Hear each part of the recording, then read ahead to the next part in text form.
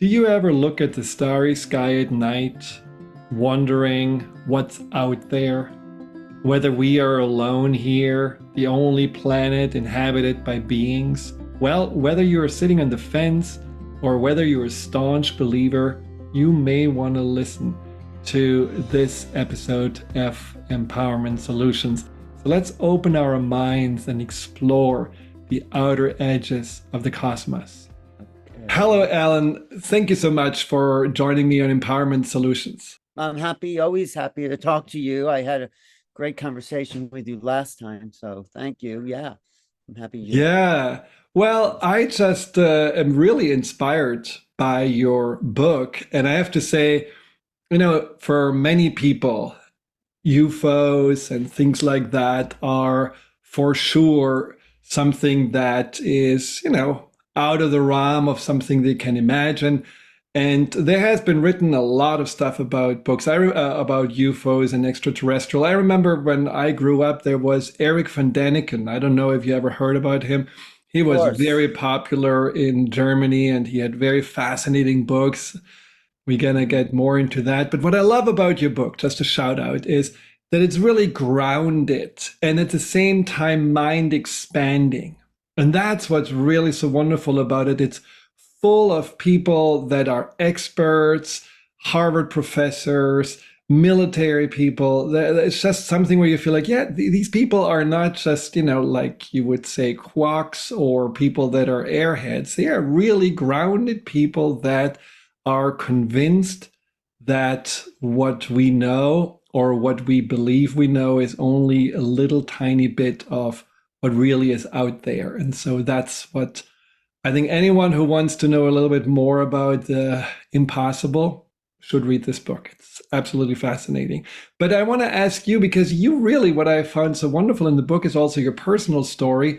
It started as a boy. When you were little, you had already a fascination with anything star related. Tell us a little bit more about that. Well, thank you. But I just want to quote you. You said it's grounded, and what was the other thing? And Grounded and expanding, mind expanding at the same time, which grounded and is rare. expanded. Maybe I'll quote you on that. Oh, anytime. I really, that's what I felt, which is, something where you just feel like you're opening up your perspective with every page you're reading. And at the same time, you feel solid in the knowledge that you gain. Wow, that's a great review with every page you're reading and ground. Okay, great. No, I just because like that's I mean, no one's ever framed it like that. So yeah, as a child, I was fascinated with the stars and space because no one talked about it. Like, why wasn't everyone interested in the wonders of the world? I mean, there's lights up there.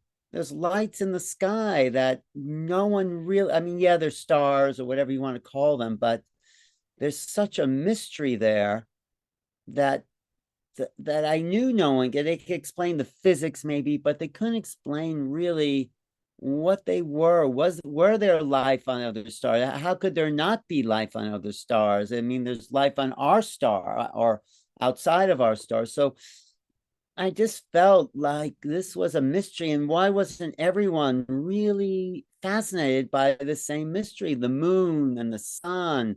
What was that great ball of fire in the sky? I mean, I'm still fascinated by it because it's still inexplicable.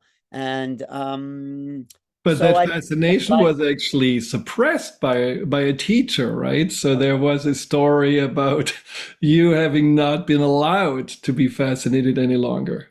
I know that's right in line with your work. Yeah, I was traumatized by a teacher who said he didn't want me to read any more science fiction books because it was my doorway. And I think I still have a little trauma about that, doctor. Maybe we can talk about that.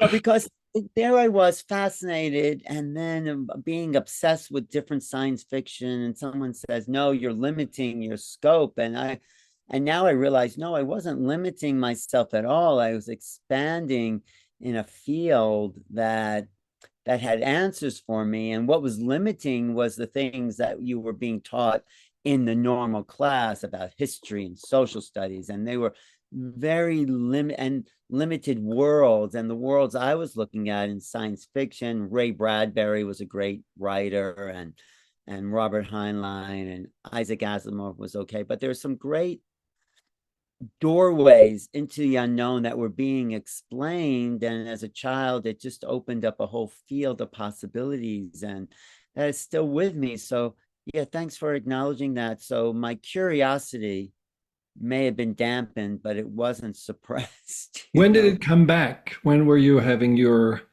I'll tell you well, not sort of exactly. So this teacher in sixth grade said to my parents, no, he's reading too much science fiction. Don't let him. And that was just a shock. I was continually watching Star Trek in the original version. And then I discovered literature, literature like English literature, the Scarlet Letter, James Joyce. I think James Joyce, because this was like about the stream of consciousness. And that Joyce's writing particularly was a stream of consciousness, like this and like ongoing flow of thoughts, and it sort of reflected the infinite nature of the mind. So when I looked into that infinite nature of the mind and realized that we are connected to everything, we're connected to forever. And then in 1987, I had an experience with this girlfriend. I write about that in the book, where I'm still a little vague, I have to say again, it's still a trauma to meet beings that are not of this world. They're in this world, but they're not of this world. I know it even sounds crazy to say that, but there are, I think, levels and levels of reality. And we're so conditioned to just see one very small window. That William Blake quote, if the doors of perception were cleansed, we would see things as they are, which is infinite.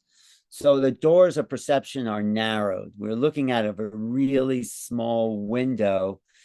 And the whole idea about the nature of reality, that did come in reading James Joyce, because consciousness creates reality, right? Consciousness. And so when you expand your consciousness or your worldview, you actually change the reality you're living in. That was such a fascination for me. And I think I heard Gary Zukov speak once. He wrote The Dancing Woolly Masters as a physicist, and said something like, yeah, your connection to reality, your subjective view changes the world out there.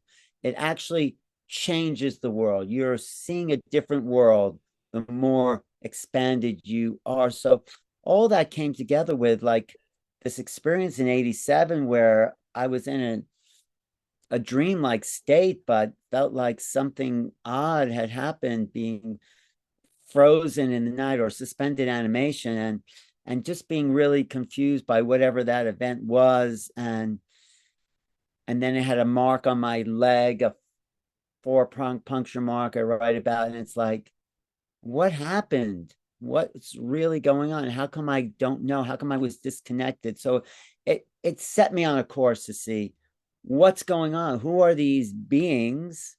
Why are they here? What do they want? How come no one's talking about it? And then, of course, I'd come across people like Bud Hopkins and Whitley Strieber and John Mack, who really opened the doorway to legitimizing. John Mack, I'm sure I think was a Harvard professor of psychiatry. He ran the Harvard Medical School in the psychiatry wing, and he started to talk to people having experiences, and he thought these people must be crazy. That's, any psychiatrist's immediate kind of response. But then he started to talk to these people and realized, well, they're not crazy. They had an unusual experience. So maybe he had a choice there, he says, and somewhere in a lot of the books he wrote Passports to the Cosmos. He had a choice to label it a pathology, that these people were hallucinating, ET contact, or maybe they had a doorway into a reality that he was not aware of. Yeah, I love this quote. I'm just going to read it quickly. So, Yeah. I mean, these were mainly children that are actually recalling being whatever, transported, abducted by aliens. And he said, I was dealing with a phenomenon that I felt could not be explained psychiatrically, yet was simply not possible within the framework of the Western scientific worldview. My choices then were either to insist upon a psychological explanation consistent with the prevailing Western scientific ideology, or open up to the possibility that our conscious framework of reality is too limited and that a phenomenon such as this cannot be explained within its ontological parameters. In other words, a new scientific paradigm might be necessary in order to understand what was going on. And that's a Harvard professor. And he talked to, hundreds of these children and realized this is not a psychological problem. They really have experienced something just like yourself that is real and still not comprehensible. Well, I'm glad you read that quote, because that quote, I think, is a pivotal point, not only John Mack's career, but in the history of this whole subject. It is a acknowledgement that maybe the world we've been culturally conditioned to perceive is limited. And most people don't realize, don't even think about that. They think, oh yeah, what I'm seeing is what's there. And then, Terence McKenna, I'm sure you know him, says culture is not your friend. It limits possibility. You name things. We have to name things, but we're caught in a semantic reality, and we're missing actually the world. So if you stand in front of a tree and you call it a tree, oh, it's just a tree. But if you don't call it a tree, if you just stand in front of this being, infinite amounts of possibility of this connection are opened up. And it's much more of the way the indigenous people lived on the land, people not into mechanized technology, related to the world as a spiritual being that was full of information. That was their technology, the earth, their resonance with the earth. I mean, not really technology, but they understood things that we have now called primitive, but I think it's much more sophisticated because they were using more of their mind, more of their right brain, more of their intuition. So we've really shut ourselves off from our right brain, intuitive, creative side, unless you're an artist or some kind of creator. But there's a whole world that can easily be perceptible once we open up a new way of thinking about reality. So that was what was exciting, not just with the aliens, but the phenomena in general. I think did you ever study Immanuel Kant? Yeah, sure. Talks about phenomena and noumena, and phenomena is just the exterior world we label, and then there's this thing underneath it which gives rise to phenomena, and that's the mystery we're seeking. What is it that gives rise to phenomena? What's going on? And so the ETs, whatever the story we want to create about this other relationship, opens a doorway for a higher level of consideration. It's just seemed like a way of expanding who we are. And that was exciting for me. And having my own experience, I realized, well, there is a world that no one's told us about. That was my fascination as a child. So yeah, I'm just curious. I mean, you're asking great questions, but why are you connected to this? I mean, you're how do you connect into this with your own whatever experience?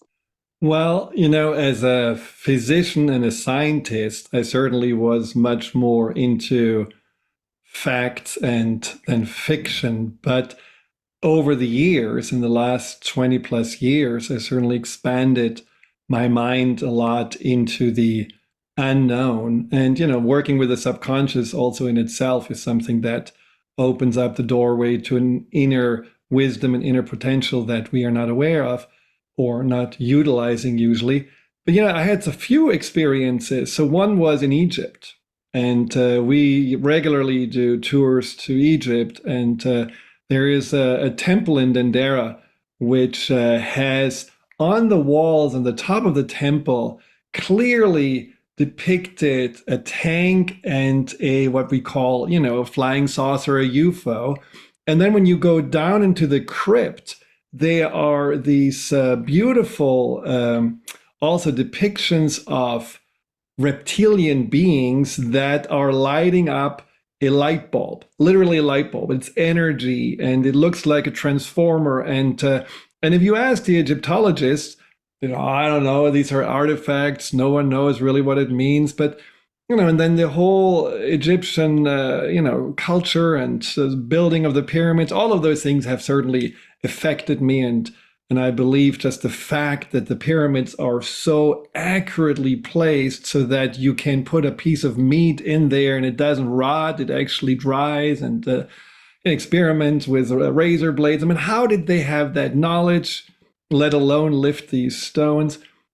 So these are the things that really opened me up. But then I had these dreams, and you talk about dreams and how dreams can also be forms of remembering. And I had certainly dreams that were so real. And one of them is the dream of being able to fly. I mean, literally fly. I mean, fly, not like flapping wings. It's like really gliding in ways that you're defying gravity completely. And where do these dreams come from? What does it mean? How can I talk to whales in those dreams?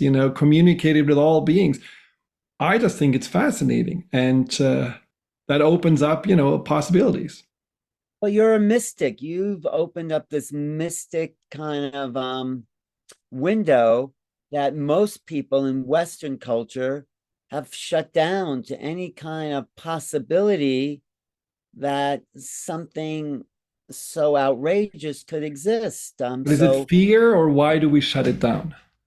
for control, I think it's really manipulation and control. It's labeled as fear, but I think in order for the society to function, the people have to follow a set of limited rules.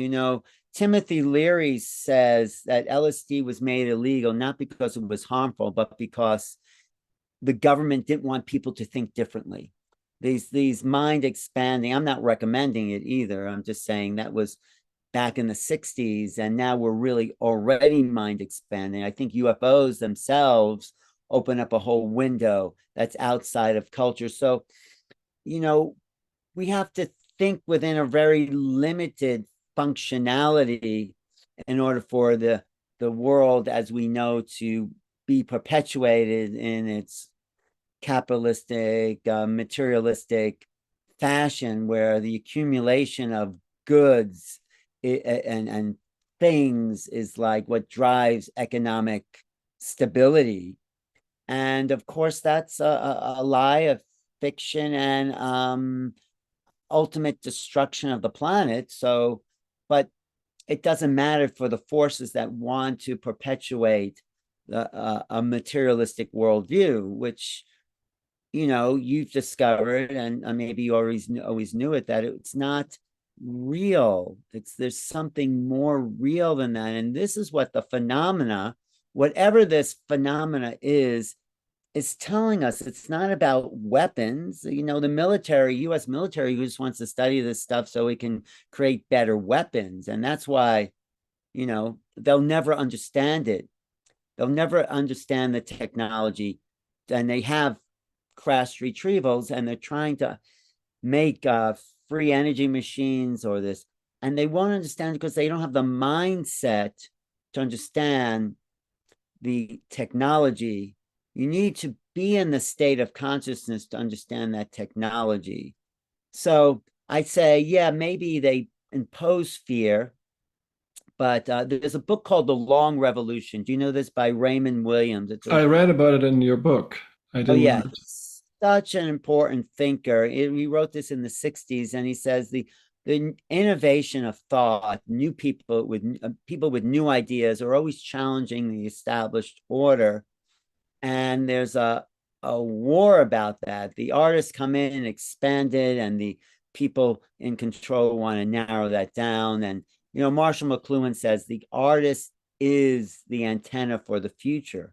The artists, in whatever form of art, those that are opened up their minds to the quantum field, as Joe Dispenza might call it, are bringing in new information.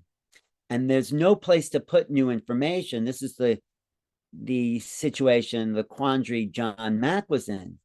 This is new information. These people are having experience. So I put them in an old box, or do we create, let's say, a new box that is yet to be integrated into a bigger reality? And that's where we are right now, not just with the UFO question, but with the world in general. The world is not functioning under the old rules anymore. The last 3 years have thrown everything up in the air, which is great in some ways, tragic, of course, in other ways, but we've been reformatted. Now we're ready for something unknown.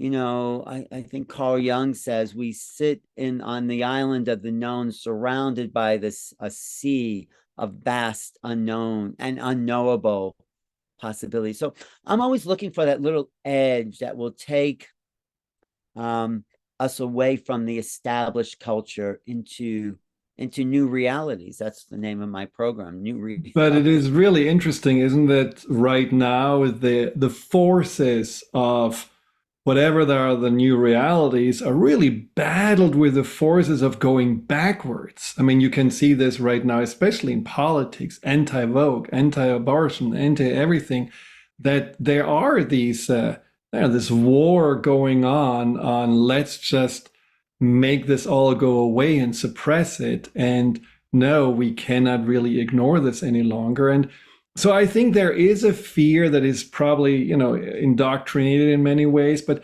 predictability, security, feeling like, I know what I see and all the rest is just too scary, has been also something that you write in the book, probably a driving force on why extraterrestrials didn't show up and say, here we are.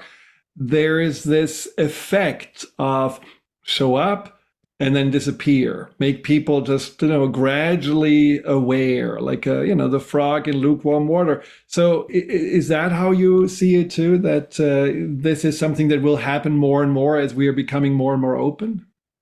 Absolutely. That is how I see it. Thank you, Friedemann, Dr. Friedemann. That no, it is how I see it, because it's too much of a drastic wake up to land on the White House lawn, was the cliche, but coming and going. There's a great poem by Emily Dickinson about dazzling gradually.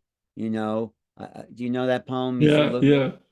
It's like too much at once just freaks people out. And there is an advanced guard. People have had experience and have been a little traumatized, not necessarily because it was negative, just because it's so far removed from what we've been conditioned. This is what I'm saying about culture. It is a conditioning of perception, and our job as evolutionary beings, pushing the envelope of possibilities, to keep expanding perceptual realities, because that's what invention is. That's what creativity is. It's, the great painters weren't just making pretty pictures. They were reformulating the way we perceive. The Impressionists weren't painting things. They were painting light and color. And out of that, perception was formed. So they were looking at the analysis. They were showing us a new way of seeing. Right. Let's just the form. And that opened other doorways of perception. I mean, that was a revolution, and also a different type of beauty. And the beauty then was in the mind of the perceiver. So this objective reality that we've been taught is just the way things are. Well, quantum physics has changed that. They say, no, the viewer affects reality. And there's been hundreds of experiments. Of course, the double slit experiment is the most famous. If you're looking at something, it's a particle. But if you're not looking, it's a wave. That does not make any sense Right.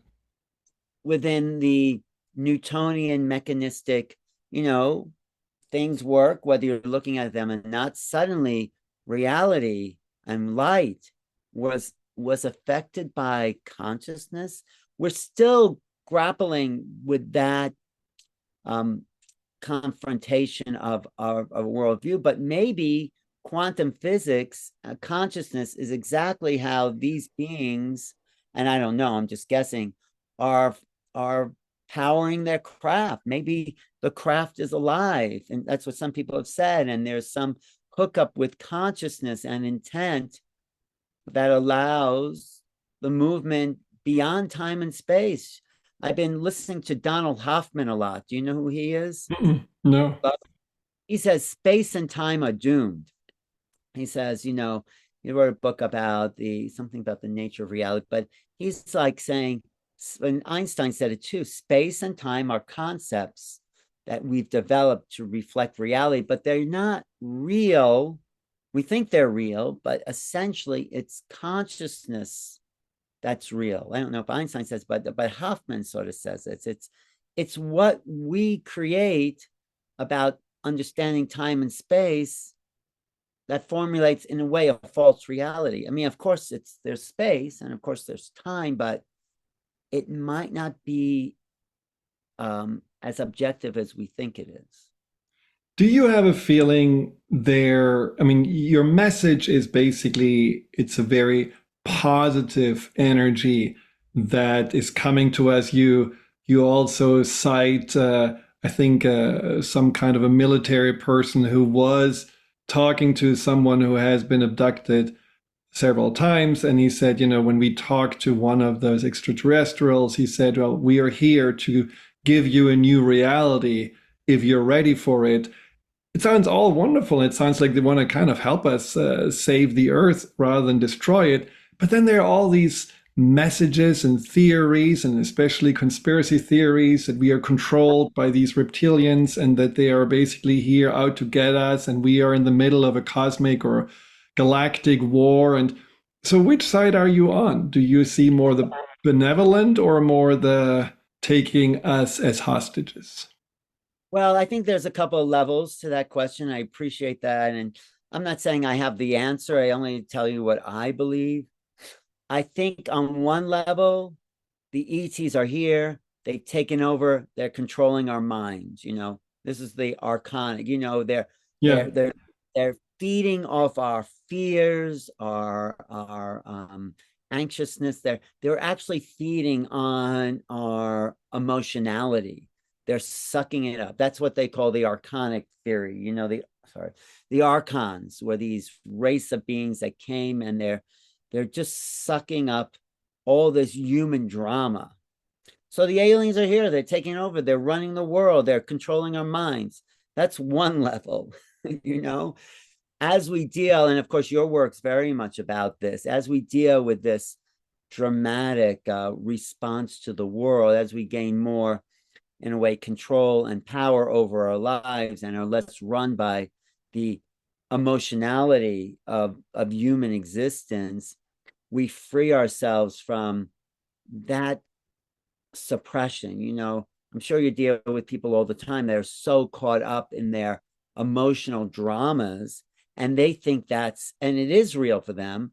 It is, I mean, sure, people have, and it's, but you also, as a clinician, see the bigger picture for them, and you're helping to move them beyond that, their own kind of creation of the drama being all consuming, and you're giving them a bigger picture. So, but I think, I don't know, that's the ET related thing. And then we also have to grow ourselves up beyond that and see ourselves as the great observer of reality, like these benevolent ETs that are not going to do that job for us. If you help a little chicken crack out of the egg, it's actually loses its ability to exist in the world because it doesn't have the strength and the muscle. So we're cracking out of this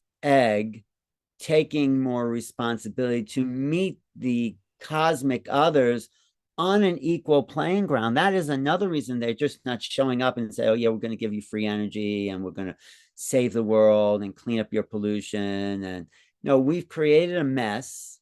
We have to clean up our own, like your mother may say to you, or may have said to you, you're not having any company until you clean up your room. It's like that. We're not, it's a joke. Yeah. I just, but it's It's a good like one. that. So I'm just saying, I think it's something like building the strength, and then if and when and how, whatever you meet these beings, you're not making them into gods.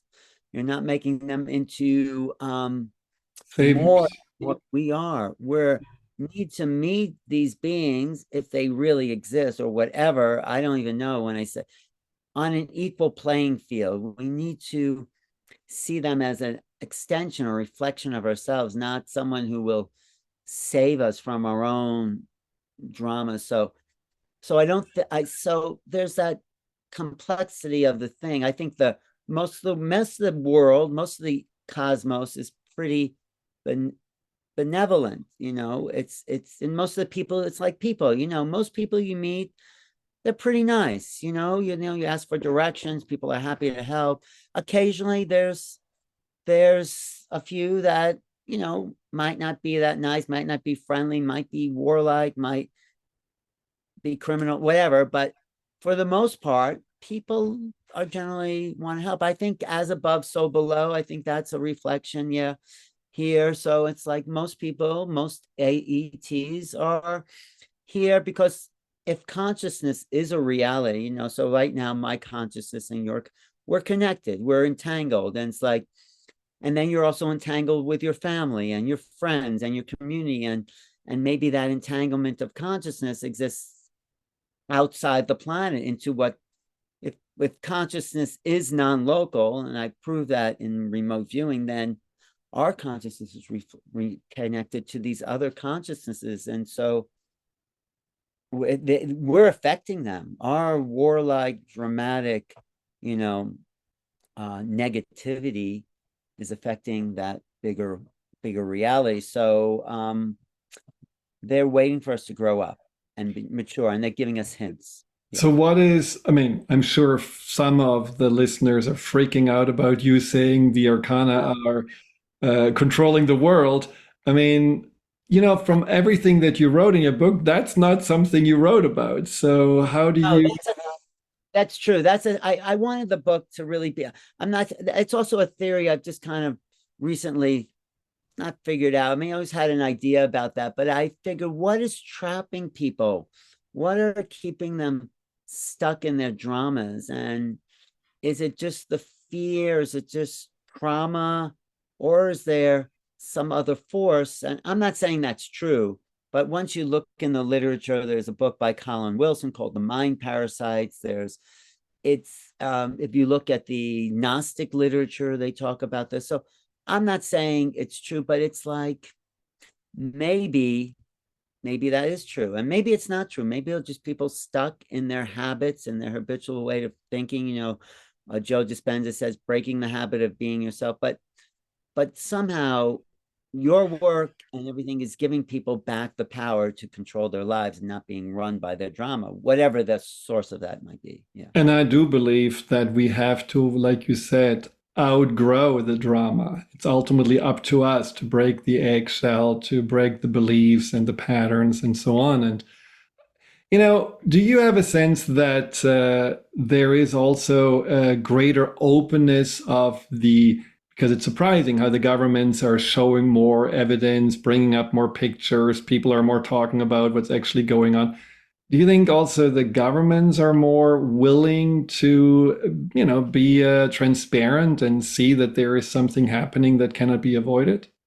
No, that's a really good point. You're absolutely right. There is a fracture, as I see it, with inside government between those that want to hold back this secret, which, or at least U.S. government, that's 75 since Roswell. There's been this suppression of a truth that obviously there's something going on here. It's people are not just making up stories of seeing things in the sky, or this whole like slow leaking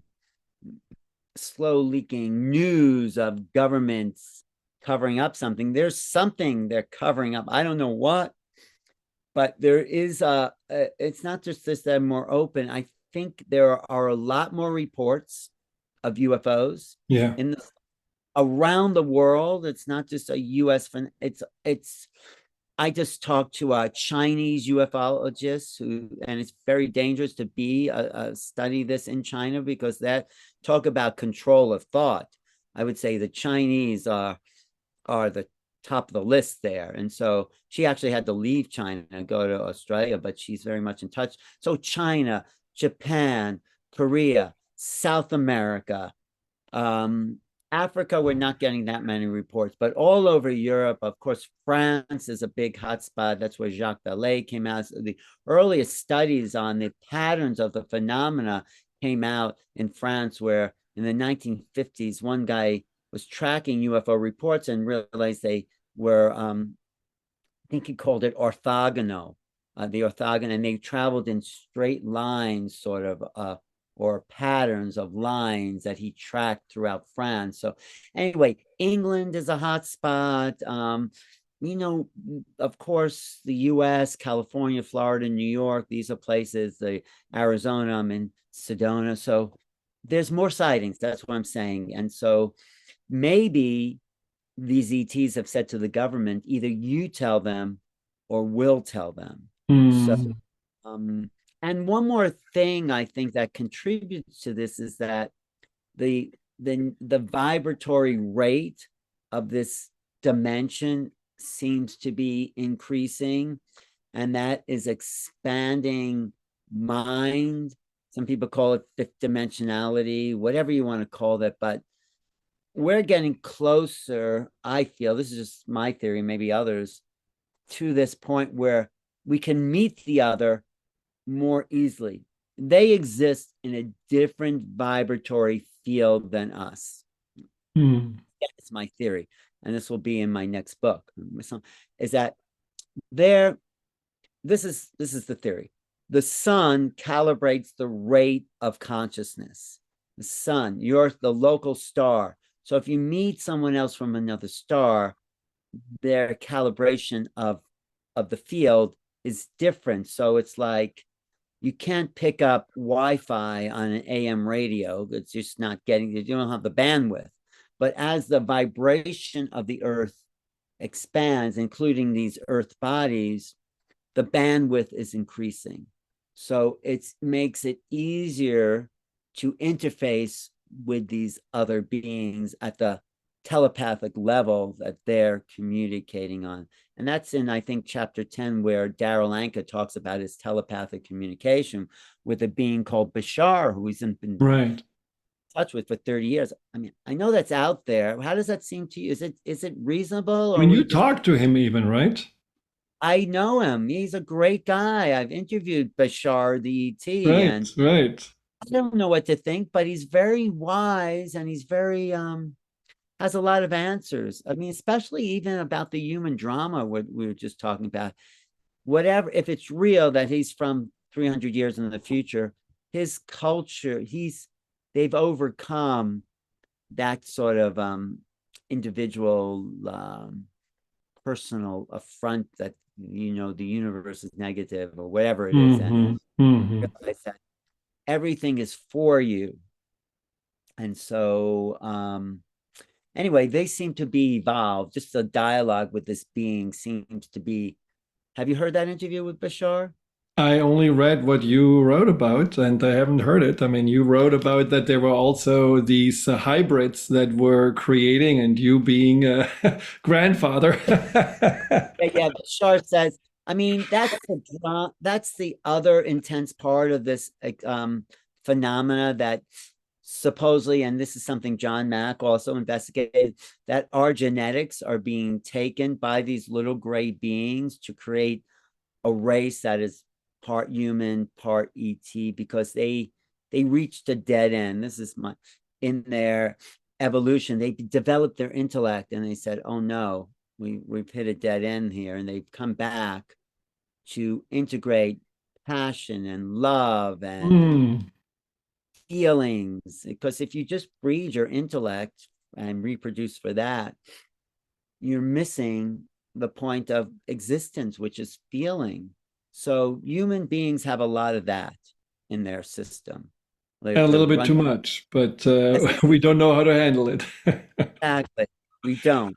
And so they wanted some of that mixing with their brilliant mind to create another race. And of course, that's quite an invasion to take someone's genetics without asking them. Of course, Bashar says, no, we've asked you on another level. And there's a lot of issues within the UFO contactee community about that. You know, some people say, well, I may have asked them then, but I'm not asking them now to take my genetics. It's like you may go out with someone on a date, but it doesn't mean you want to go home with them. You know, it's like that, you know. So it's like Right, right. change your mind. And Bashar says, no, you have this, well, I don't know about contract, but something. And there's a little bit of this cosmic Me Too like thing that's going on with alien abductions. But And it's interesting because you write that a lot of people that got abducted had PTSD, but then later on they realized that it also had some after effects that were positive, greater intuition, greater awareness, greater connections. well, that's true. That's true. And this has been a study by Ray Hernandez and by the Free Organization. They interviewed 5,000 people who claimed to have had contact. And I think 80% of them thought it was negative. And then years later, after they've integrated, they realized that that was not only positive, it put them on a life path that opened them up to more possibilities. So maybe it's like going to the dentist. It's really awful. And then it's like, oh yeah, there, my teeth feel better or something like that. Yeah, So maybe, yeah. Or maybe it's only awful because we don't know it and we are oh, just shocked by the unknown. yes, it is. That's a good point. You're right. So there's this movement, and it's so subtle. It's a subtle, like counter or subculture sort of thing about the integration of this. And most of the world, even this conversation, will have no idea what we're talking about. I hope you don't lose your clients there because you're talking to me. I'm gonna ask a question right afterwards to bring him back. Right, right, right. But no, this is so far out the normal, but yet hundreds of thousands of people around the world, and that's still a small population, are having inexplicable experiences based on the old paradigm, including me, and sounds like you.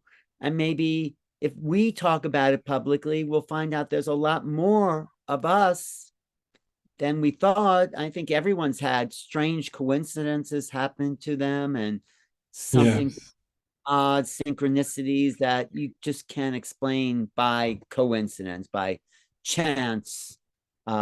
So the world is what is ultimately what I'm trying to discover. What's really going on here? What is the world Mhm. really made of? And yes, there's ETs, there's interdimensional, but who are we essentially? That's really the positive note of the book. It's making contact with yourself, making right. Right. And Yeah. that's the mind expansion piece of it that I really enjoy. And that also is kind of, trickling in. It's not something that, hits you with a 4x4. You're just more and more expanding your mind. But that's the question I wanted to ask you. Non-believers out there still shaking their heads. What's going on? What were they smoking?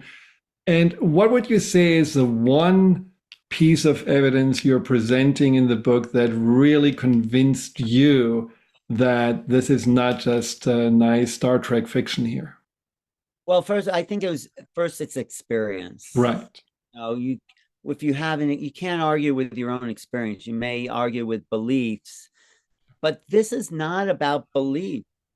I mean, it's not a religious phenomena. I mean, there's people who claim it to be that. This is about actuality. That's why my quote at the beginning of my chapter says, when actuality goes beyond imagination, it's like we can actuality is the living experience of a new reality. And you know, sometimes if you've had an experience, there's no place to put it because there's no map for that in reality. So, but what I'm and the subtitle, preparing for the new realities of extraterrestrial existence, I'm giving people a map to replace their experience. So if you've had something unusual happen to you, don't write it off as imagination or fantasy, or oh, it's a coincidence. Look at the anomalies in your life. Maybe you're supposed to meet that person that day on that time, and so look at the magic in every person's life, and there has to be some somewhere, Of course. and that's a doorway into another level of reality that exists all the time. It really is an opening to possibilities that take us beyond the imagination, beyond the ordinary, into the extraordinary, extraordinary. And what is this body? What is animating, you know, that body there, Dr. Friedemann? What is it? Where does that go? And where does it come from? Like when I saw my first channel, Ramtha, do you know Ramtha? Yeah, yeah, of course. Joe Dispenza was also, Yeah, uh, Joe Dispenza. I yeah. knew Joe Dispenza back in the Ramtha days before Oh, okay. She was in Washington, state of Washington, right? I would go out there twice a year and see Joe out there twice a year, like starting in 1981. Oh, That wow. was the doorway that opened for me, was seeing Ramtha. And like coming from a psychological model, this woman claiming to be this 35,000-year-old Atlantean warrior really just seemed crazy. So those were the possibilities I considered going into that workshop. I came because I was curious, and so she was either crazy, she was acting for the money or whatever, or very, very small percentage could be maybe this is true. I still don't know the answers to that, but in the workshop, Ramtha says everyone wants to see what this phenomena of channeling is, but who are you channeling? Where's that voice coming from? Who are you? Where's the force of that emanation? And that's opened me up. Yeah, that was the first time I thought, oh yeah, we have a body, but where's the animation? It's not just from the food you're eating that's giving you life, and where's consciousness coming from, and how can we have telepathic communication? How can our minds be non-local and remote view something that's around the planet? These are like miracles of existence, and you feel something that someone's feeling, like when someone's upset, you just feel it. So and how come we're not taught that? So the feeling nature, if I had to tell someone, where's the source of your feeling? Where's the source of Mm, consciousness?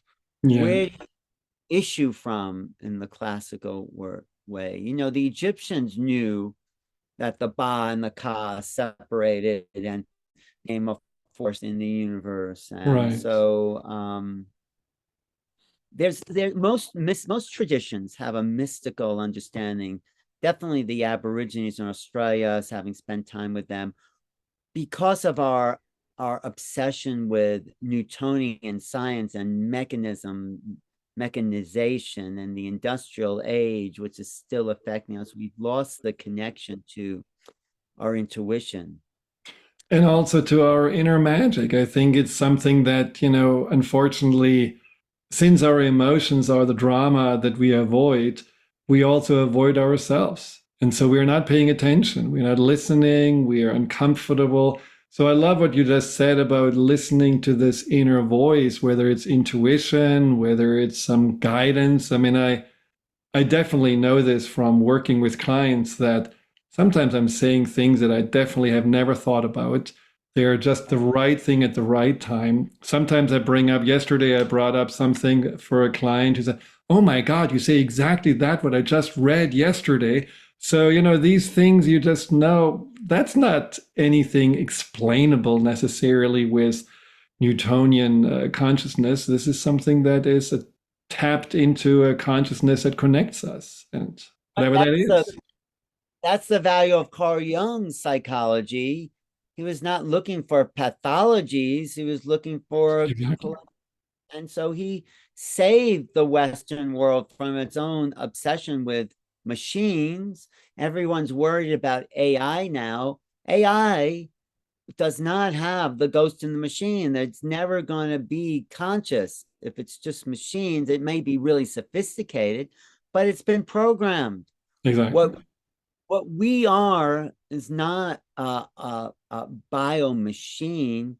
It's infinite. This is just my belief. It's beyond time and space and energy and matter. It is being, human being, and it's pretty amazing to be here at a time where ETs are coming, the nature of reality is bending, time and space is being manipulated. We're confronting a bigger reality. And so we have to push the envelope of what's possible, Jeffrey Kripal at Rice University has the archives of the impossible, you know, Mm. and when we talk about UFOs, ETs, it's so impossible within the old format. But if you just extend yourself a little bit, if you just look out into space a little bit, into the infinite nature of the unknown,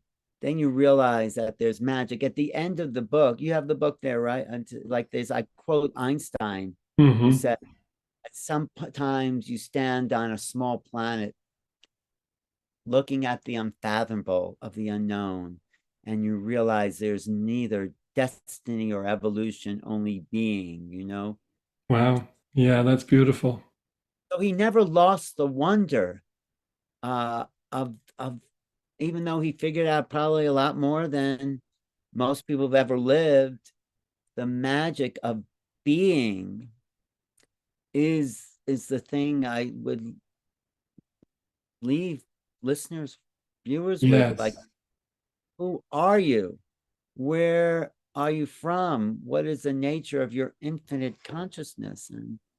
And to realize that we are magical beings, in, capable of untold possibilities. Of course, we put that a lot into destruction, but let's turn it around.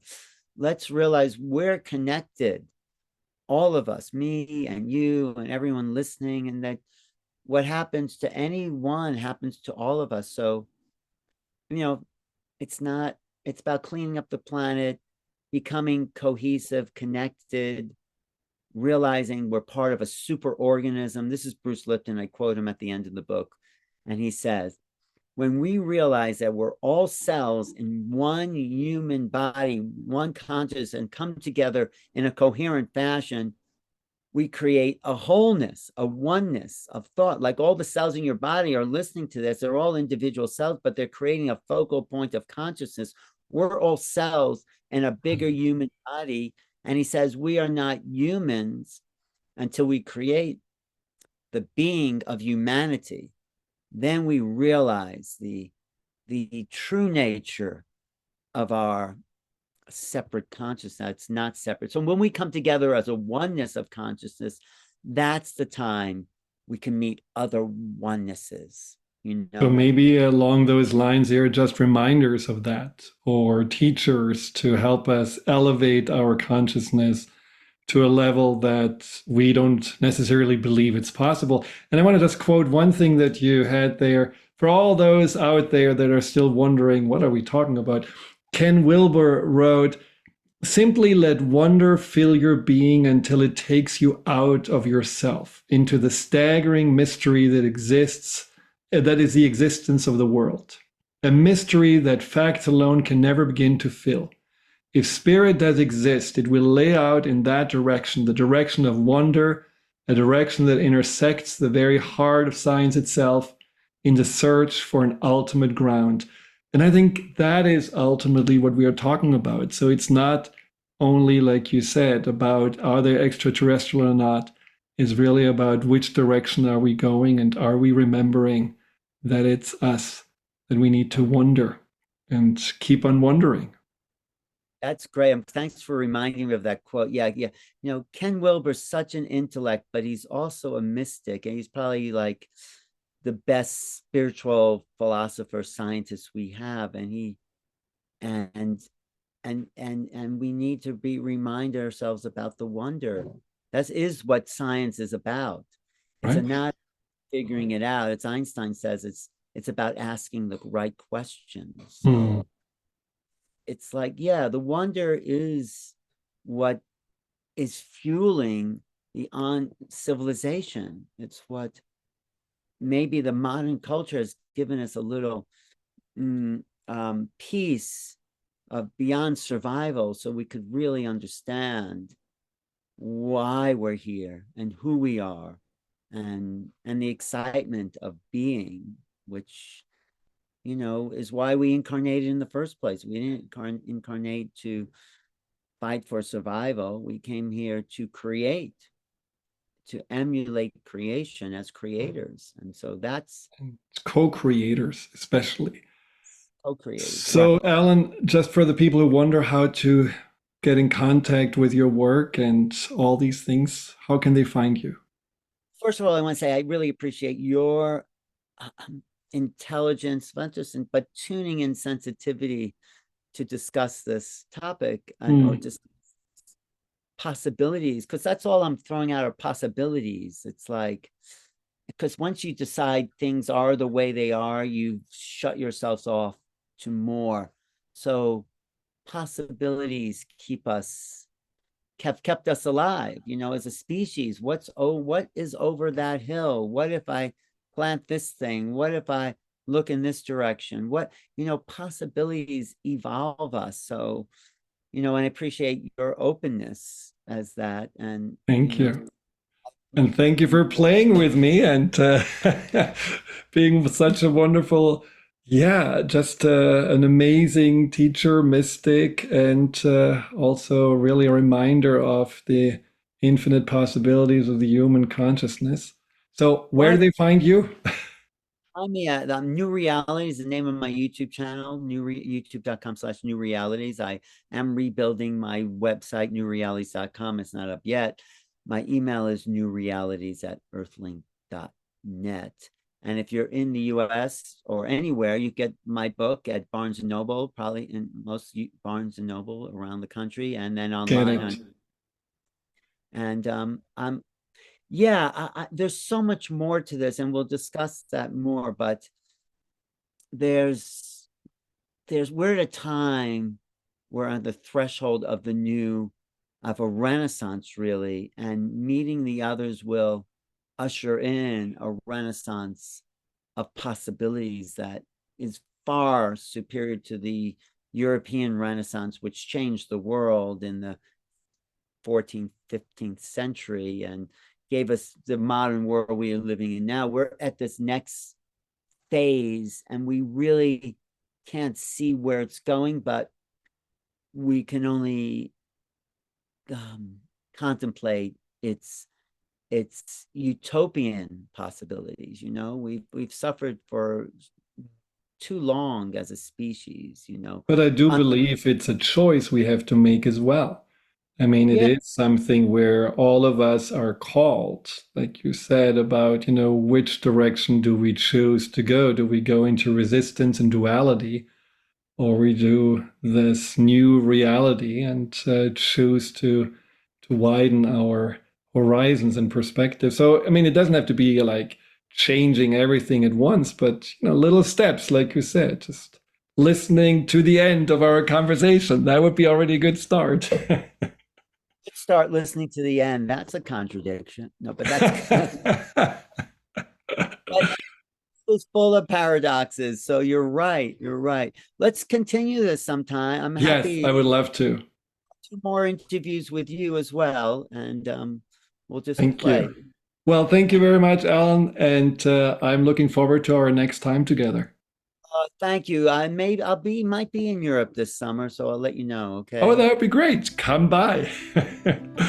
All right. You take care. Hi, Dr. Friedemann here. Thank you for tuning into my YouTube channel. If you're interested in learning more about fear and anxiety, here you'll find guided meditations, webinars, and interviews with some of the most renowned experts in the field of empowerment. Delve into the over 230 videos and more to come every week.